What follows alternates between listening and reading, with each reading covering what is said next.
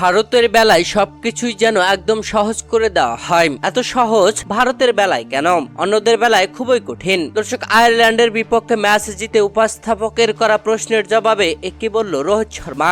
দর্শক, নিজেদের প্রথম ম্যাচে আয়ারল্যান্ডের বিপক্ষে মাঠে নেমেছিল ভারত। এই ম্যাচে আয়ারল্যান্ড আগে ব্যাট করতে নেমে পাত্তাই পায়নি ভারতীয় বোলারদের সামনে, যেখানে একের পর এক উইকেট হারিয়ে 16 ওভার খেলতে অল আউট হয়ে যায়। সংগ্রহ করে মাত্র 96 রান। 97 রানের টার্গেটে ব্যাট করতে নেমে ওপেনার রোহিত শর্মা দুর্দান্ত তাণ্ডব করেন, তবে আরেক ওপেনার বিরাট কোহলি করেন 1 রান। এরপর আসা সূর্যকুমার যাদবও ভালো খেলতে পারেননি, 2 রান করে প্যাভিলিয়নে ফেরেন। তবে অনডাউন আসা ঋষভ পান্ত দুর্দান্ত ব্যাটিং করে দলকে জিতিয়ে মাঠ ছেড়েছেন।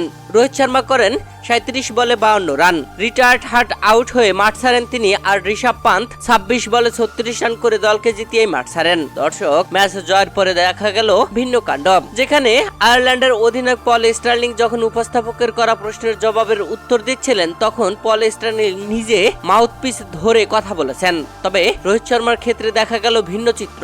যখন রোহিত শর্মা উপস্থাপকের করা প্রশ্নের জবাব দিতে আসেন, ঠিক তখন উপস্থাপক নিজে রোহিত শর্মার সামনে মাউথপিস ধরে রাখলেন আর রোহিত শর্মা দিল উত্তর। দর্শক, যেখানে ম্যাচ শেষে উপস্থাপকের করা প্রশ্নের জবাবে রোহিত শর্মা বলেন, একটি নতুন মাঠ ড্রপ ইন পিচ হওয়ায় তুলনামূলকভাবে কোনো কিছুই আশা করা যাচ্ছিল না।